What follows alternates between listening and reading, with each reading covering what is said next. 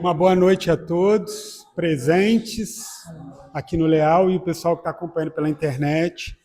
Vamos, nesse momento, fechar os nossos olhos para buscar o contato com Deus, Pai e Mãe do Universo, com o Mestre Jesus, com os amigos espirituais, para agradecermos a oportunidade de aqui estarmos, estudando o Evangelho de Jesus, aclarado à luz da doutrina espírita, que nossos ânimos sejam renovados, que nossas mentes estejam abertas às reflexões que a amiga Cristiane vai trazer para nós essa noite, que ela seja bem intuída pelos educadores do plano superior da vida e pelo seu espírito protetor, e que a gente tenha aqui uma noite agradável, com boas reflexões, com bons pensamentos e, sobretudo, que ao terminar este estudo, que nós estejamos com a nossa vontade, o desejo de praticarmos todos os conhecimentos que aprendemos nesta doutrina tão importante para nós, que é a doutrina espírita. Muito obrigado, Mestre Jesus, Maria de Nazaré, equipe espiritual da casa. Abençoe a nossa Cristiane, abençoe a todos nós. Que assim seja. Oi? Ah, tá. Eu já estou com ela.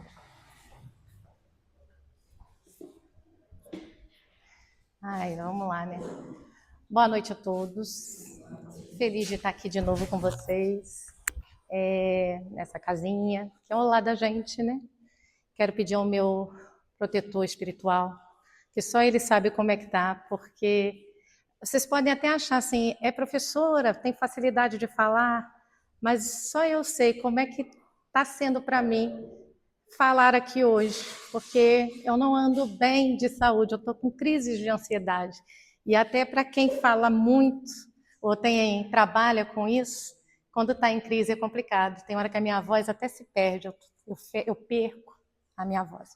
Mas eu estou aqui, porque a gente trabalha para Jesus, né? Então, vamos lá. Texto Misericórdia, o Sacrifício, e ele é baseado em Mateus, versículo 9, versículo 13, né? Isso.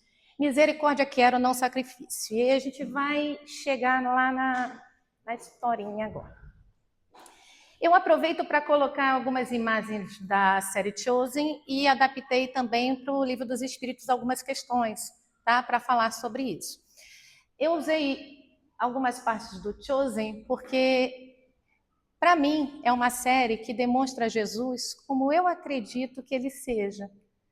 Uma pessoa, um ser, irmão, pai, amigo, presente, entende? Não um ser ritualístico, separado, entende?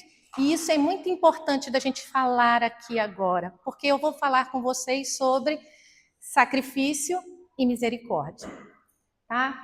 Então vamos lá. Jesus rompe o formalismo para focar na transformação interna. Então eu quero que vocês entendam que antigamente a religião judaica ela era dividida em puros e não puros, tá? As pessoas elas eram definidas assim. Os puros eram geralmente os doutores da lei, os fariseus, aqueles que faziam o ritual todo de lavar a mão, de ter a roupa tal, de todo um ritual externo. Os impuros geralmente eram aqueles que não tinham condições suficientes, as pessoas que trabalhavam com prostituição, as pessoas que tinham alguma doença, como a lepra, na época, pessoas mais humildes, entendeu? E assim sucessivamente. Agora eu pergunto para você, Jesus quando veio aqui, ele andou com os puros ou com os impuros?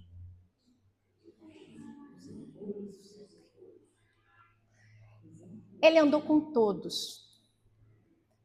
Todos, porque todo mundo é impuro. Todo mundo que está aqui, ó, tá? Na verdade, se a gente está aqui encarnado, alguma impureza a gente tem. E esse é fato, tá? Só que alguns já estão escondem essa impureza por um orgulho, por uma roupa, por vamos dizer, um cargo que a pessoa tem, uma situação. Esconde externamente, tá? Mas Jesus, ele via o coração. E ele deixa bem claro que ele veio para salvar os doentes e necessitados, para andar do lado daqueles que precisavam dele, de cura. Entendeu?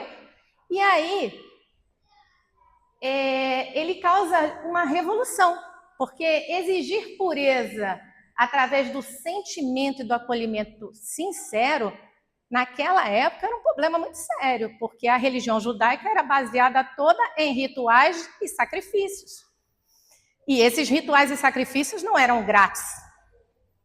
Nunca foram, entendeu? Ok? E não era a maioria da população, então, não conseguia se tornar pura.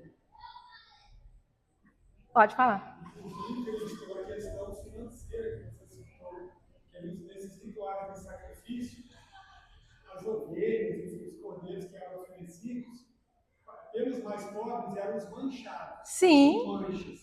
E aí, os doutores da lei, que tinham uma condição financeira maior e tudo, ofertavam aqueles e vendiam os animais que eram limpos de manchas, que eles cobravam mais caros por eles. Nem todo mundo tinha condição de fazer uma oferenda desses animais, que eram considerados mais puros. Então, você verifica que é um ciclo de manter a pessoa sempre impura, entende? Tornar você diferente de mim, entendeu? Então, isso não acontece só naquela época, tá? Se a gente passou-se 2000 anos e hoje a gente ainda se divide por classe, por cor, por religiosidade. Sim, eu vou passar.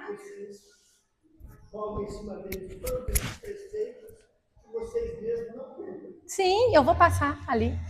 E aí, a ideia aqui é essa, da gente começar a enxergar o que é esse sacrifício e o que é essa misericórdia. E o sacrifício que Jesus deseja de nós, se é que ele desejava, sacrifício, era do jeito que se fala e continua se falando. Porque a gente ainda vê atualmente, 2000 anos depois, e eu não estou falando da religião de ninguém, mas locais que solicitam dinheiro por uma graça, solicitam que você faça alguma coisa para ganhar um bem, entendeu?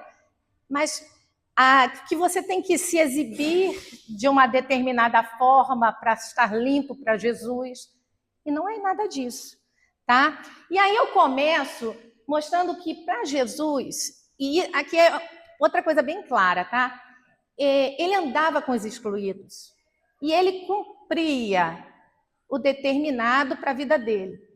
Mas as leis mosaicas que ele achava, tá, que ultrapassavam o amor, ele transgredia.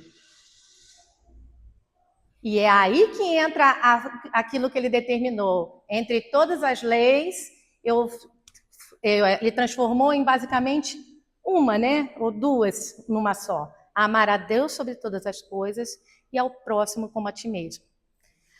Então, amar a Deus sobre todas as coisas e ao próximo como a mim mesmo, às vezes faz com que a gente não consiga seguir a lei como ela determina.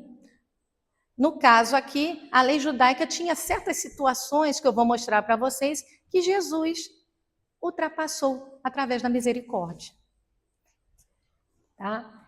Começo contando com Mateus. Tá? Mateus. Quem já viu o filme Chosen sabe que Mateus era o cobrador de impostos. Tá? Ele ganhava bem, tá bom? Ele era protegido pelos romanos, andava cheio de gente atrás dele para proteger a vida dele. Mas ele era solitário, não podia entrar no templo, porque ele era considerado impuro, totalmente. É a classe mais impura. E no filme Chosen, mas isso é uma abertura poética, tá? Mostra que nem a mãe dele aceitava ele. No filme. alguma diferença de situações que ainda continuam acontecendo? Porque, por exemplo, sacrifício.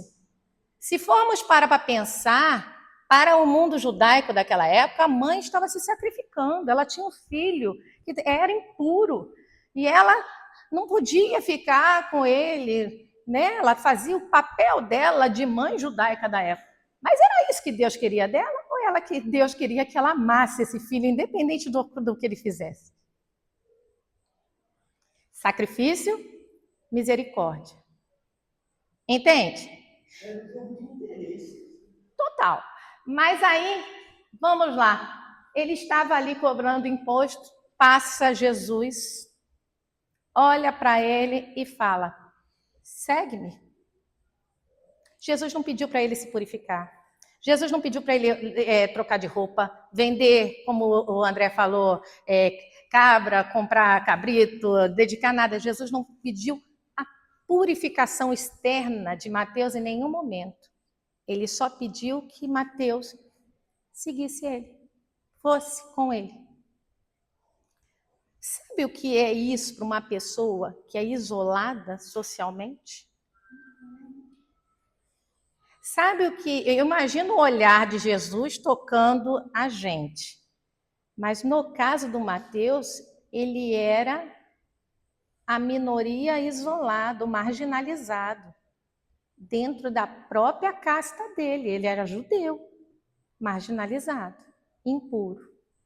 E um homem que depois ele, pelo olhar ele sentiu, fala para ele: segue-me. E depois come com ele, senta-se para comer com ele, né, com todos os apóstolos, que a gente sabe na história, mostra muito isso, que às vezes os apóstolos dão umas rateadas, né, não quer fazer e coisa, e Jesus mostra que não. E aí os fariseus de novo perguntam: como é que vocês seguem um mestre que se mistura com impuros? E aí Jesus fala: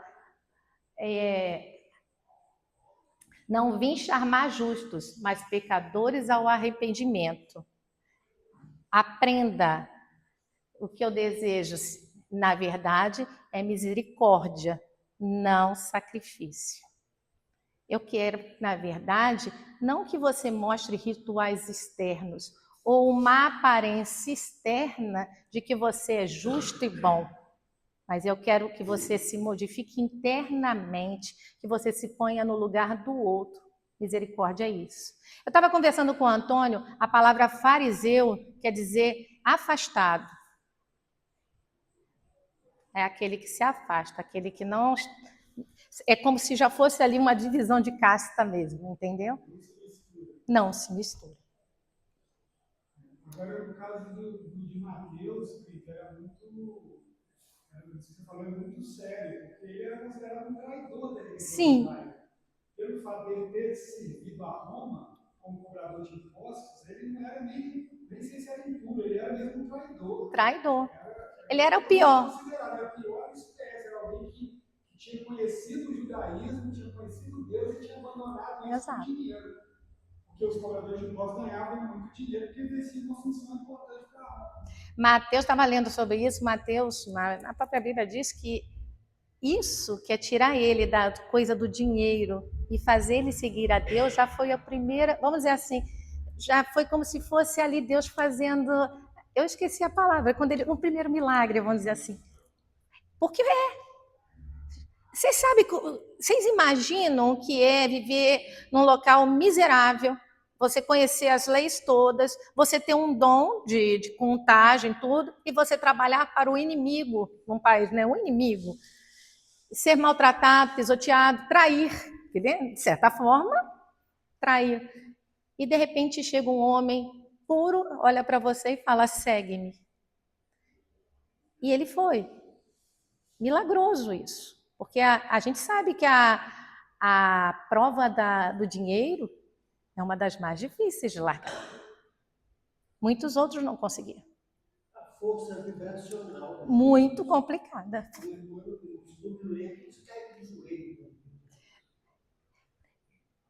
Jesus olhou para Mateus e viu algo além. Porque ele olha o interior de nós, não o exterior.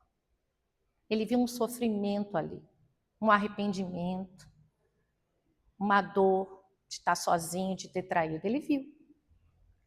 E aí, ele fez a primeira transgressão, vamos dizer, das leis assim, né? Que eu vou falar. Primeira não, teve várias, do 9.9 ao 9.13 teve várias.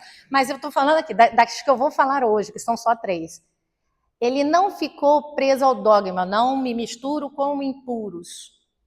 Ele se misturava, ele comia com, e ele se dedicava a salvar exatamente essas pessoas. É quando o que está escrito não condiz com o amor e a misericórdia. E isso é muito sério, porque no final a gente vai chegar a outras conclusões. Depois, tá? A adoração verdadeira é a questão 553 e 554 do Livro dos Espíritos, né? O que é uma adoração verdadeira? É importante o culto externo e o sacrifício, e ele deixa bem claro no Livro dos Espíritos: Deus prefere o culto do coração e a adoração em espírito e em verdade. Não adianta nada você estar aqui se a sua mente e o seu coração não estão aqui. Não adianta. A gente costuma dizer, e eu penso assim, acho que tem alguns colegas, que assim, sempre adianta, porque está aqui, escuta alguma coisa, tem acesso à espiritualidade maior que age sempre de algum jeito. Mas fingir que você é uma coisa que você não é, para Deus, não adianta. A gente sempre costuma dizer isso para as crianças, ó, Deus está vendo. Não adianta. Exterioridade sem sentido. A forma exterior é inútil se o coração não estiver purificado. Não adianta eu matar boi, matar coisa, se eu continuo fazendo as mesmas coisas. Não adianta eu dar não sei quanto na igreja, se eu vou voltar a beber todo dia, se eu não me cuidar, e assim vai, se eu não me modificar aqui interiormente. Tá? E aí ele faz assim, a outra forma de eu mostrar para vocês como era Jesus, né? Essa aqui, não dá para ver direito a imagem, foi difícil achar, porque é um filme que é todo protegido, ele tocando o leproso. Bom, se o Mateus era o traidor, o leproso era aquele ser que tinha que ser mantido longe de todo mundo. Era uma doença, né? E ele era mantido em vales de leprosos. Se ele era apredejado, se ele chegasse perto de algum local onde tivesse algumas pessoas, ele tinha que gritar leproso, leproso, entendeu? Ele tinha que avisar que ele estava ali, tá? No filme, é até interessante que quando ele vem na direção de Jesus, os próprios discípulos levantam e tentam impedir ele de chegar e tudo. Jesus, ele faz mais do que curar. O leproso pede para o Senhor, você pode, se você quiser, me cura. Jesus, mais do que curar ele, porque Jesus poderia curar ele não curou uma mulher só dela balançar na saia? Ele poderia curar ele. Jesus toca nele para curar. Ele toca e abraça um leproso naquela época. Ele fez isso porque, muito mais do que curar o corpo desse leproso, ele curou a alma de se sentir excluído, abandonado, se sentir só. Deus enxerga dentro de você. E ele se coloca no seu lugar. Era o que o Antônio estava falando sobre misericórdia. Misericórdia é você se colocar no lugar da pessoa, sentir aquela dor como se fosse sua. E tocou ele. O mais chocante é que a lepra que Jesus curava, que era aquela lepra que a pessoa tinha perdido o ar, Tudo. tinha perdido o nariz, estava em estado de putrefação, tudo se recompunha com uma filha. Milagre. Lendo, se recompôs, ela estava morrendo com a lepra, e ela se recompôs e ficou curada. E depois se tornou uma bela mulher, pelo que narra a história, quer dizer, ele recompôs coisas que já estavam em putrefação, coisas que já estavam caindo, né? Aqui o interessante para juntar junto com o tema é não se tocava em leprosos. Era uma lei na época. E ele passa por cima dessa lei por conta do amor. A lei nunca pode ser maior do que o bom senso e o amor ao próximo. Nunca. Entende?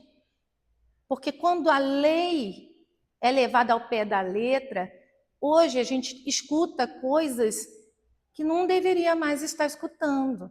Hoje a gente vê aí gente ainda brigando por causa da sexualidade do seu irmão, porque não está na Bíblia dizendo que aquilo pode.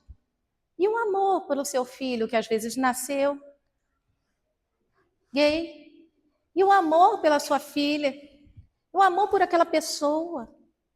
Ele deixou de ser seu filho?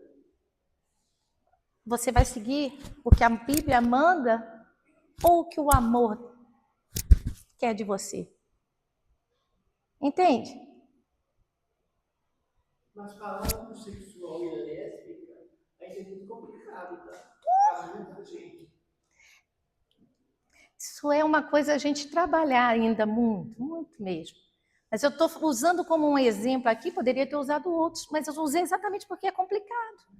É complicado. A pessoa nasce naquela casa, é amado até chegar numa certa idade, e quando chega numa certa idade e demonstra ter essa diferença, que não deveria nem ser diferença, é natural. Tem pessoas que são postas para fora de casa por causa disso. O pai esquece, não é mais amado, não é mais querido. E muitos seguem uma determinada lei daquela religião que segue. E aí Jesus vem transgredir isso. Ele mostra que o amor tem que estar sempre antes da lei. Eu usei um exemplo aqui, poderia usar vários outros. Ok? Por fim, a gente às vezes acha que Deus não está vendo, né? Esse daqui ficou 38 anos esperando.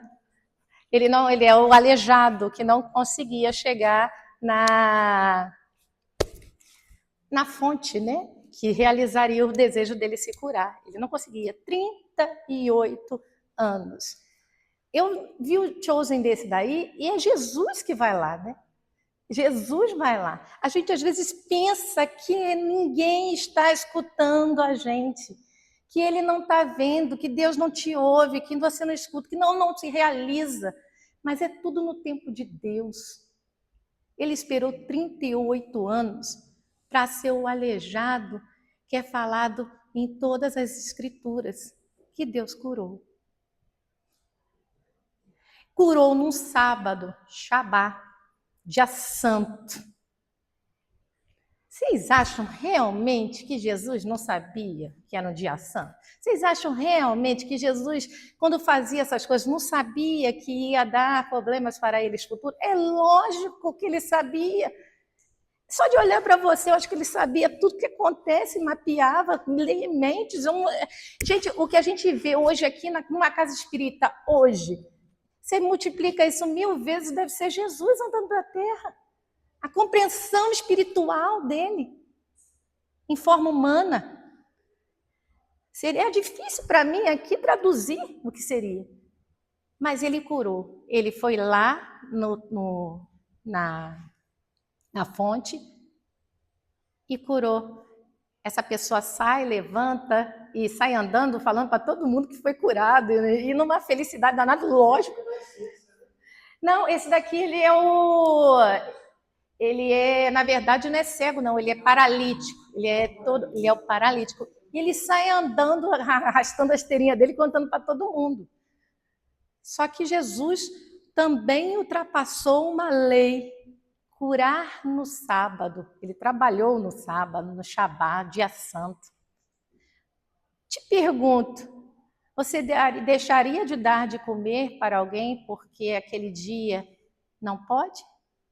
Você deixaria de curar uma pessoa se você pudesse, porque a lei manda que naquele dia você descanse? Então a pessoa está, às vezes, morrendo do seu lado, mas você não vai poder socorrê-la, porque aquele dia é um dia santo. A ideia aqui é que Jesus está mostrando que existem leis e existe bom senso, amor e misericórdia divina. O homem foi feito do sábado, o sábado foi feito do homem. Exatamente. E ele ainda termina falando assim: vocês estão falando de lei? Eu sou a lei. Ele é amor, gente. Personificado numa forma humana para a gente, para nos ensinar a amar. A maior lei que ele falou é amar ao próximo como a ti mesmo, não foi? Amor, eu sou a lei. Ele ainda deixa claro isso. Tá? Já tinha uma perfeita sintonia com a vontade de Deus. Então, Jesus pega em várias situações, eu separei 3 por causa do horário, e unifica, tá? Tudo, a lei sobre o primado soberano do amor. É o que ele fez. Ele falou, dentro de todas essas leis, eu te digo, amar a Deus sobre todas as coisas e ao próximo como a ti mesmo. Ele unifica tudo, resume tudo na lei do amor. É como o André falou, o sábado nasceu para o homem ou o homem para o sábado? Entendeu? O amor, ele não pode vir depois da lei. Não posso usar o amor para fazer qualquer coisa. Tipo, deixar bem claro aqui, algum filho meu faz alguma coisa muito errada, mas porque eu amo muito, eu vou escondê-lo. Entendeu? Algum conhecido meu faz alguma coisa muito ruim, mas é meu conhecido, eu vou tentar ajudá-lo, não vou denunciar, não vou fazer. Não é isso que eu estou falando. Eu estou falando de que certos absurdos que aconteciam naquela época e ainda hoje acontecem em prol de você cumprir com as leis, né? Cumprir com o que está escrito na Bíblia, cumprir com o que a religião determina e esquecer que existe uma lei muito maior e divina que se chama amor. Esse entre aspas que você fez, muito inocente vira culpado, muito culpado vira inocente. Não é? E aí, gente, se eu puder dizer que Jesus odiava uma coisa, eu não posso dizer que Jesus odiava, mas é a hipocrisia. Ele tinha horror. Ele tinha horror. Horror a hipócrita. Tinha. A hipocrisia humana para ele era muito comum. Tanto é que foi, eu acho que a única hora que ele perdeu realmente a paciência e no templo lá quebrou tudo, coisou. Ele tinha. E a gente tem muito isso. Jesus critica duramente escribas, fariseus, que eram perfeitos na aparência exterior, mas cheios de egoísmo por dentro. Sepulcros caiados de branco por fora e cheios de podridão por dentro. De nada vale o cumprimento da regra se o coração permanece vazio de bondade. Não adianta. Você pode vir aqui toda semana trabalhar com as crianças, se você chega em casa e causa o terror dentro do seu lar. Se você não se modifica moralmente, se você só é bonito externamente para mostrar para os outros, se na hora do vamos ver você não ajuda ninguém, não fica se afasta. E aí nós vamos para os pequenos detalhes. Em briga de marido e mulher, eu não meto a colher, aí está escutando alguém brigando, uma situação que pode até levar à morte, mas seu coração endurecido não se mede com aquilo. Mas estou lá na igreja, estou lá no centro. Entendeu? Estou mostrando uma coisa que eu não sou. Externamente para o mundo. Mas Deus está vendo. Outra coisa também que ele não gosta, quando a gente usa Deus está vendo para falar em nome dele. Porque falar em nome dele, eu estou te falando assim, eu estou aqui tentando passar para vocês sobre um estudo que é profundo. Tentando de uma forma que seja o mais pedagógica possível, de uma profundidade, porque enquanto eu estudava em casa, eu falava, como é que eu vou falar sobre isso? Como é que eu vou dizer sobre isso, para que você possa entender? Entende? E aí você vê assim, quanto que eu tenho que tomar um cuidado para não falar nada errado em nome dele. E tem muito lugar por aí que propaga o mal, propaga a guerra, destruição em massa. Tem muito. Gente, a gente está 2000 anos depois, ainda tendo guerras, exterminando países, sociedades, em nome dele. Nós já fizemos isso. Sim, e muitas. Por isso não podemos julgar. Mas também temos que aprender exatamente isso. A gente tem que lembrar e lembrar sempre, estar aqui falando que isso é errado, que eu tenho que me posicionar como errado para que eu não faça novamente. Entende? Porque a gente é esquecido. O nosso país, então, o Brasil, é um país que, nossa senhora, ele tem uma mania de esquecer o passado. Infelizmente. Fala que nós estamos presos, muitos de nós, a grande maioria, ainda está preso à Idade Média. Gente, conseguiu sair de lá ainda. A gente está falando aqui de um assunto que é de Cristo, mas que vem até hoje. Você hoje vê na internet gente lutando, brigando com o outro ainda por conta de cor, de raça, aonde a pessoa nasceu, brigando por causa de time, matando, agredindo. Nós somos o país que mais mata pessoas transexuais no mundo. E olha, isso nem deve ser verdadeiro, porque tem país que nem deve ter essa contagem. Porque, vamos dizer, países islâmicos, isso nem deve aparecer. Mas dos que contabilizam, o Brasil. E a gente acha que a gente tem uma mente aberta, né? Mas somos hipocrisia. Muita gente que finge não ser preconceituosa Hipocrisia. Estamos num nível de feminicídio alto, muito alto. O machismo, da mesma forma que a gente fala quando fala sobre o racismo, ele entrou já, ele está entendeu? Dentro do trabalho da gente, da casa da gente, na fala da gente, e a gente não percebe. Ele quer matar porque ele tem dificuldade. Porque para ele a mulher é posse. E a gente, como o André falou, isso é uma coisa antiga, a gente provavelmente já fez. E por que eu estou aqui falando de novo? Para que eu nunca mais faça. Porque eu já sei que a letra mata, mas o espírito vivifica. Muitas vezes o que é falado em nome dele mata. E é por isso que eu tenho que reconhecer a verdade em espírito. É por isso que foi falado, se um dia você estiver em dúvida entre a ciência e a religião, continuem com a ciência. Não foi? Porque a verdade, ela tem que vir na frente. E aí ele termina, fora da caridade não há salvação. Allan Kardec consagra a caridade como passaporte único para a evolução. Misericórdia. Ele não quer rituais externos, ele não quer que você sacrifique animais, e eu não estou falando mal de religião nenhuma, porque assim, você pode até sacrificar se aquilo realmente fizer alguma mudança interna na sua vida, porque cada um de nós está num nível. Para algumas pessoas, o sacrifício animal ainda faz parte do que ela entende como religiosidade. Talvez daqui a umas vidas ela já se modifique. Entende? Mas se ela sacrificou aquele animal dentro da religião dela e se modificou, é o que Deus realmente está olhando. Se o interior dela foi transformado pelo amor. Por isso é que, às vezes, em muitas religiões, a pessoa dá o dinheiro e consegue, às vezes, sim, melhorar a vida dela, ter uma vida mais digna, vai lá, entrega o dízimo e coisa. Mas foi por causa do dízimo ou foi porque ela encontrou Jesus?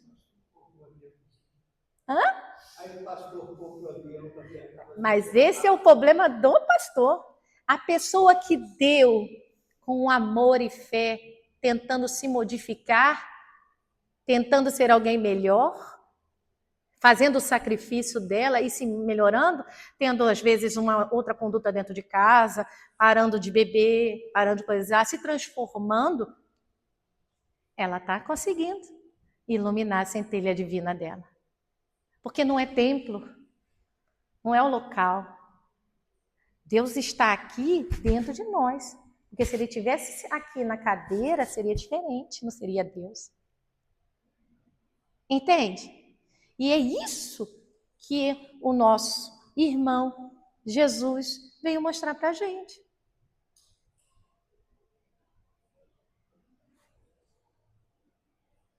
O Espiritismo nos ensina que a verdadeira fé exige obras. Cada um de nós é convidado a sair do tribunal do julgamento, como o André falou, e entrar no hospital do acolhimento.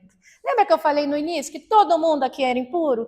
Todo mundo aqui tem alguma coisa para curar, para tratar, para melhorar, para progredir, para sair. Entende?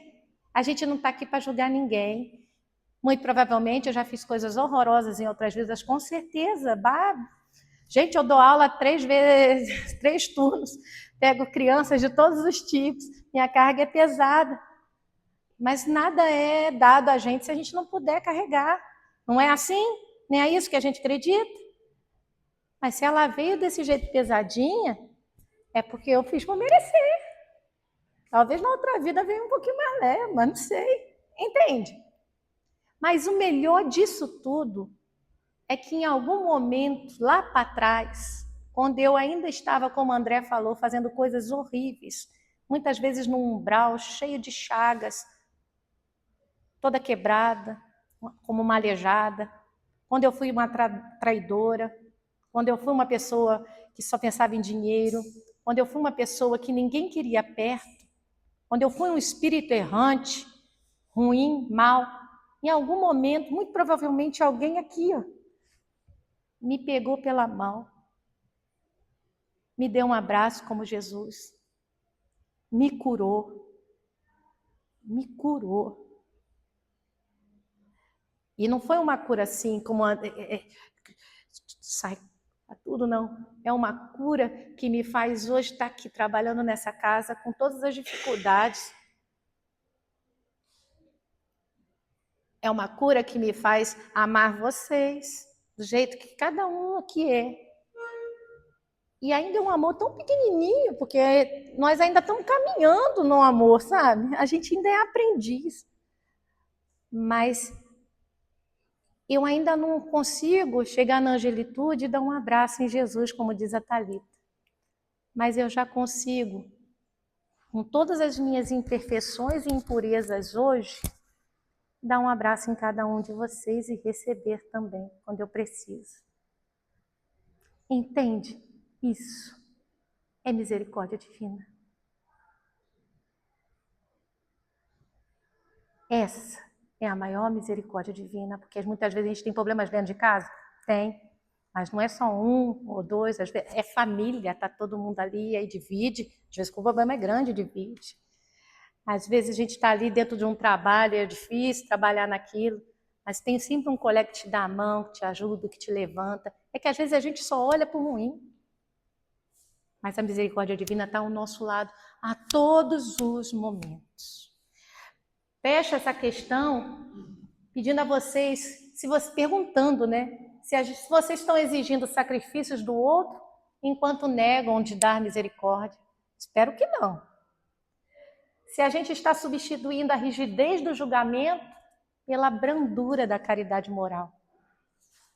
E lembremos-nos de Jesus em Chosen, né?